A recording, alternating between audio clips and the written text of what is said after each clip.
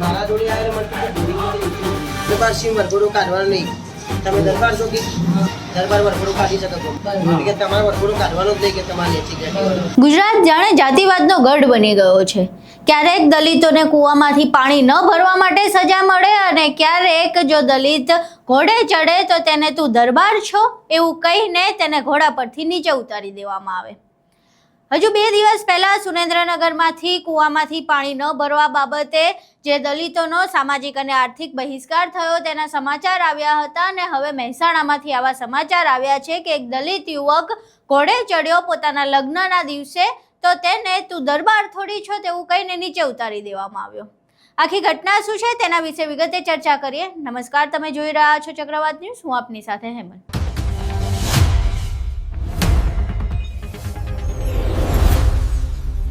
સંત કબીર વર્ષો પહેલા કહીને ગયા હતા, એક બૂંદ તે સબ ભય કો બ્રાહ્મણ કો સૂદ, એક ही माटी के सभी भांडे सबका एक ही रुद्र. જેનો અર્થ થાય છે કે ઈશ્વરે બધા જ મનુષ્યને એક જ લોહી અને તત્વથી બનાવ્યા છે, તો પછી કોઈ ઊંચું અને કોઈ નીચું કેવી રીતે હોઈ શકે? આપણે બધા એક જ માટીના વાસણો છીએ અને આપણો સર્જનહાર પણ એક જ છે. પરંતુ આટલા વર્ષો વીતી ગયા, કબીર ગયા એના પણ અને ભારત આઝાદ થયો એના પણ, તેમ છતાંય જે જાતિવાદનો કીડો છે આપણા મગજમાંથી જતો નથી.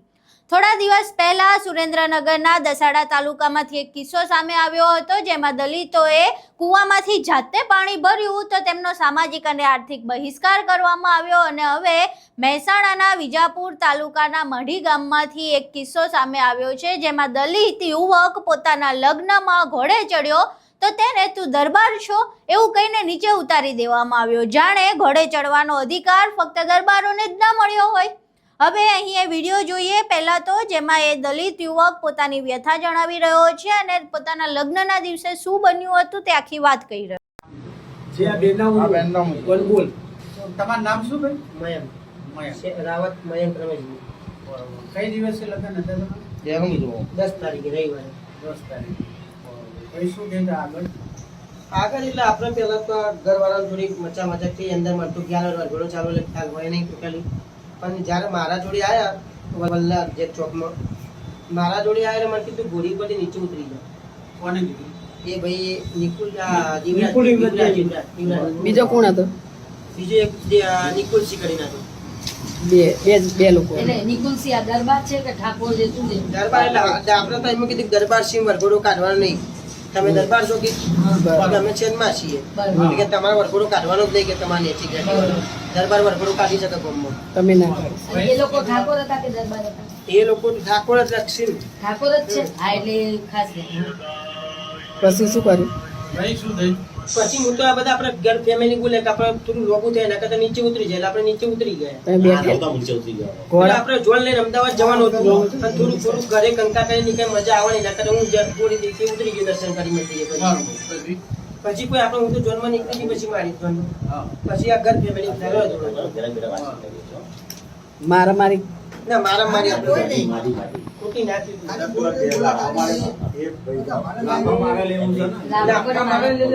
ખરા લઈ જતા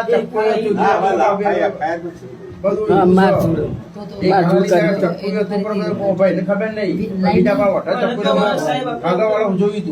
મને તો હું મારી દે હું જે ગોળી પર મને મારી દે આ પાછળ જે અમારો પ્લસ વિભાગ ખરો વલાનો એના પાછળ ઝપાઝપી થઈ ઝપાઝપી થઈ પણ એ મને ખ્યાલ ના આવે કે મને ગાડી બી આપી દીધી, મારી જોડ રવાના કરી દીધી. એટલે મારામારી તો થઈ હતી નહીં? મારામારી તો થઈ ને. એ આપડે કાકાનો છોકરો છે ને એને બધા આમ છે ને એટલે થોડું કઈ કીધું ઘરે જા શાંતિ પછી વાત કરી એટલે લાફા મારે ને એવું બધું કર્યું છે. તો પોલીસ બધાને લઈ લે. આ તો પોલીસ પરેશાન ચાલુ છે. પેલા લોકોને પકડે ને પકડવાનું કરો. આ ગંભીર ઇસ્યુ કહેવાય. આ સાહેબ વરરાજા બોડી પર હા, ઉતારે હું તો કહું છું કે 307 કરતા મોટું છે. હા, એટલે મેં એવું કીધું કે ભાઈ આમાં એટલે કે આમાં કઈ કલમ વાત વધારો નથી. કરાવવાની કલમનો સુધારો કરાવવાની જરૂર છે. હા, એટલે કરાવીએ આપણે કલમ. તમારે લડી લેવાનું. એ દિવસ ના, આપણે લડી લેવા તૈયાર છે. અને સાહેબ પાછળ બહુ પાછળના ભાઈઓ છે, એમાં માથા ભારે જ છે. માથા ભારે. માથે ભારે છે બધા. કાકા ભાઈએ 20 લગન નોકરી કરી, ભલે સવાર નોકરી કરી તો અમે જતા ને. આ માસી એવું તો આપણે ગાડી ચલાવીએ 24 કલાક હું ગાડી ચલાવું. કોઈ નક્કી ના કે હું બહાર ક્યાં ફરું, કોઈ નક્કી ના એટલે કે દાદા, એટલે જ. 25 વર્ષથી એટલે ગમે તારા એ હુમલો કરી શકે એ મારે વાત. ગાડી ચલાવું. હું કાલથી ગાડી લઈને જતો રહેવાનો. મારે ગમે ગમ જવાનું, કોઈ કોઈ રિક્ષા જવાનું. એટલે એ ના કરાવ, કોઈ બીજું એમના જોડે સંબંધ જોડે કરાવું. આ બીજો માલ કરાવે. કાંઈ પણ થાય તો એ જવાબદારી એ લોકોની. એ લખાવાનું છે બધું ખાસ કરી. એમના ઘરના કોઈ બી ને ક્યારેક આપણે મોટું રસ્તામાં બ્રધર જતા કે બહાર કાંઈ બી પોલીસનો પોલીસનો કેવો સપોર્ટ મળ્યો? પોલીસનો સપોર્ટ સારો મળે છે અત્યારે. સંઘર્ષ થયો ને પેલા તો. હા.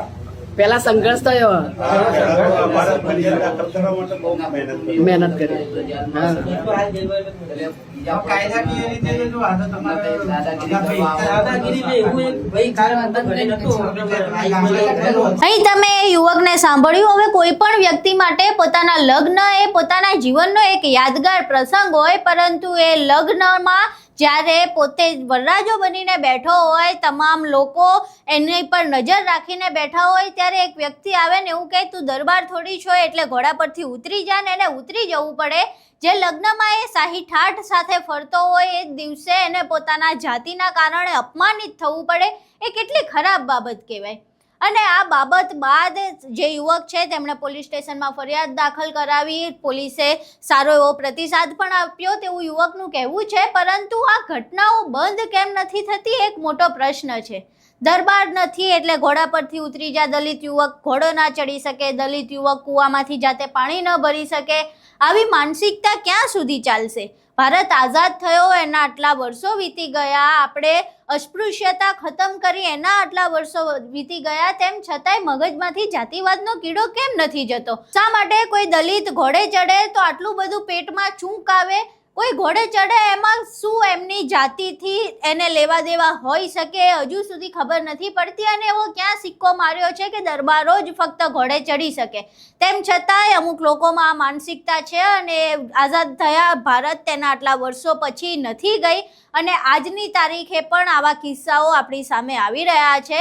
અત્યારે આવા દલિતો સાથેના જે અસ્પૃશ્યતા રાખતા અને ભેદભાવવાળા કિસ્સા સામે આવી રહ્યા છે. આ પહેલાં એક આખો સમય હતો જેમાં લગ્નને લઈને જાતિવાદ થતો હતો કે અમારા જાતિની બહાર લગ્ન ન થવા જોઈએ, અમારા સમાજમાં જ લગ્ન થવા જોઈએ, દીકરીઓ પર ખૂબ જ પ્રતિબંધ લાદવા જેવી બાબતો અને ટીકા ટિપ્પણીઓ સમાજના આગેવાનો દ્વારા કરવામાં આવતી હતી. એટલે જે જાતિવાદ છે એ ગુજરાતમાં જાણે ગઢ બની ગયો હોય એવું લાગી રહ્યું છે. ગુજરાતમાંથી જાતિવાદ ક્યારે નીકળશે ખબર નથી.